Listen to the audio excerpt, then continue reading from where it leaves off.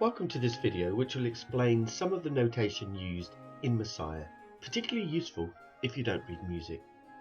We're going to be looking at key signatures, time signatures, musical notes, bar lines, bar numbers, and much more. Please pause the video at any point and re-watch it as many times as you like. By the end of this video, you should feel comfortable that you can recognize the various performance aids written in the score. I'd like you to start at the overture, so let's go to that page in your score now. If we look at the top of the page, we can see several symbols are used here. We can see some sharp signs. Sometimes the music has flat signs here, but these ones are sharp. We can also see a treble clef and a bass clef. The good news, as a singer, you can ignore these signs unless you plan to sit down at the piano and study the notes, in which case you probably know what they are already. We can see a performance direction here, and we've already examined performance directions in previous videos.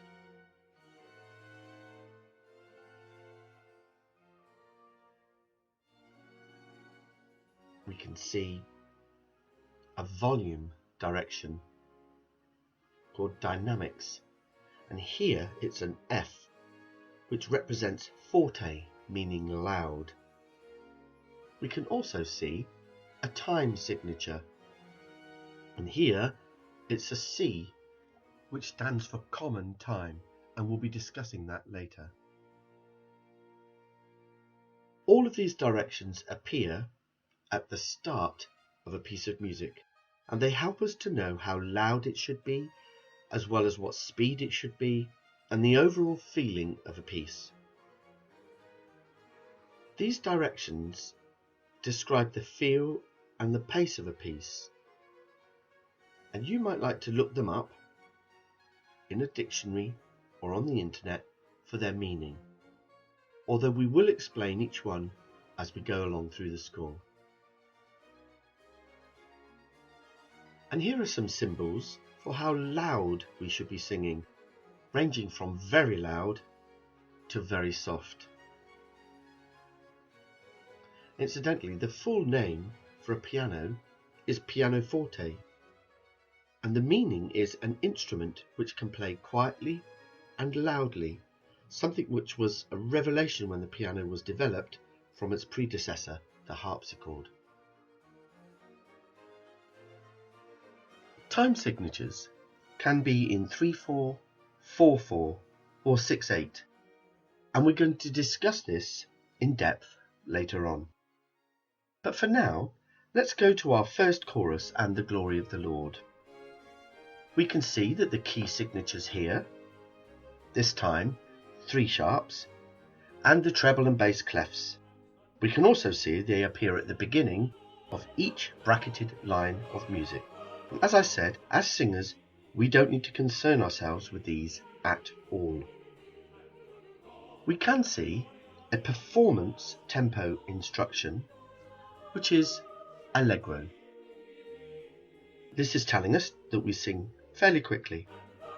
And we also can see an F for forte, telling us to sing loudly. We can see a time signature here of a number 3 above a number 4. This is known as 3/4 time. I'm going to explain time signatures more fully in a short while. At the start of the chorus, we need to check some things. We need to know what's the tempo or the feel of the piece. How loudly do we sing? And what's the time signature? Before we move on, we need to understand how bars work in music.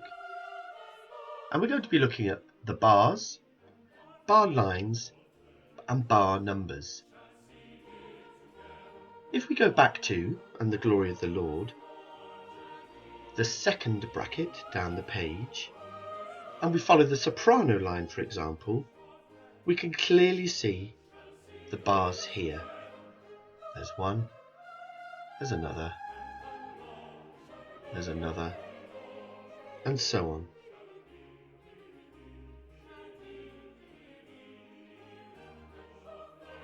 All the way across the line of music. We can also see that the bars are separated by bar lines, and the bar lines are arranged above each other to make things neat and easy to read. Bars are counted from the beginning of a piece all the way through to the end, and it makes things easier for you to be directed to a specific bar in the score. If I were to ask you to look at bar 30 in this chorus, you'd begin at bar 1 and you'd count along your specific vocal line to that bar. Occasionally, to assist you, bar lines are numbered, as it is here. If we look closely, bar 30 is given a number. So look out for these small numbers as you go through your score. If we go on to the next chorus, and he shall purify, using the rehearsal CD for an alto singer, the guide tells you to start singing at bar 9. Let's hear how that sounds. The chorus, and he shall purify. The sopranos begin, and your first entry is during bar 9.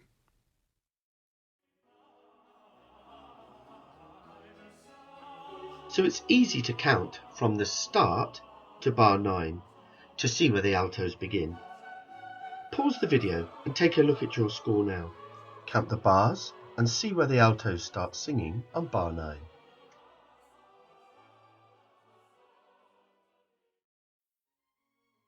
Here's a little test.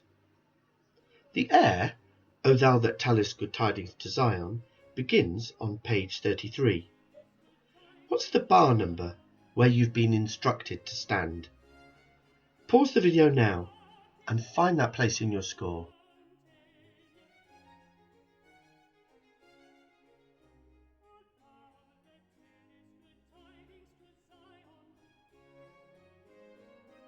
Congratulations if you're on bar 102, which is on page 37 of your score. You should already have written in the place where you stand. Did you spot where bar 100 was numbered? So we now know we stand at bar 102 on page 37. Well done. You're really learning to find your way around your score. We're now going to look at some of the time signatures that are used in Messiah. And they're mainly 2/4, 3/4, 4/4 or common time, and 6/8. These time signatures appear at the beginning of each piece of music. They only appear at the beginning unless the time signature changes midway through, and then you'll see the new time signature added. They appear in the score with the first number written above the second. It's the first number that we need to take note of. Here are some of the choruses we sing and the time signatures used. You might like to spend a little time going through your score to look at each time signature for each chorus that we sing.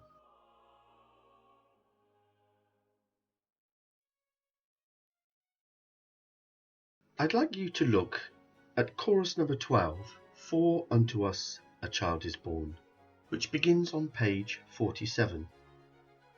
We can see that there is a C here for the time signature, which tells us it's in common time, and that's 4/4, meaning 4 beats in each bar.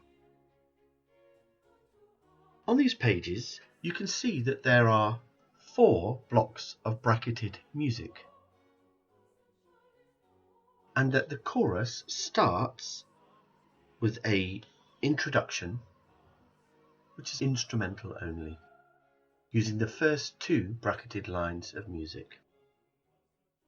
We then move to the 3rd bracketed line, which is sopranos only, and then down to the 4th bracketed line when everyone starts to sing. To follow the music, You follow each bar, even if it's only music and even if your part's not singing. Try to be aware of the pulse. In this case, it's 4 beats in each bar. Let's see how that sounds in performance.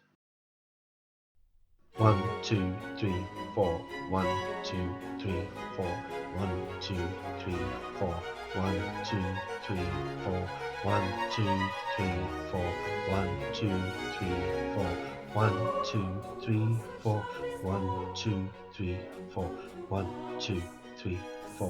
1, 2, 3, 4. 1, 2, 3, 4.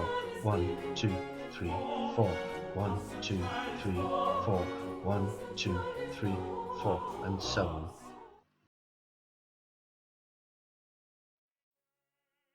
Okay, that explains some simple notation that you're going to encounter in your score. We're now going to produce a video for each of our rehearsal sessions. So session 1 in May, session 2 in June, session 3 in July, and so on. And we will be looking at more musical notation in those videos as we go along. I'm sure there's lots of unanswered questions, but they will be answered by the time we get to Sing Messiah. As always, if you need to contact us, please do, and we can answer any questions that you may have now. Please don't feel that your question is small or insignificant. I'm sure it isn't, and we can just answer that question and you'll be able to move on. Have fun singing.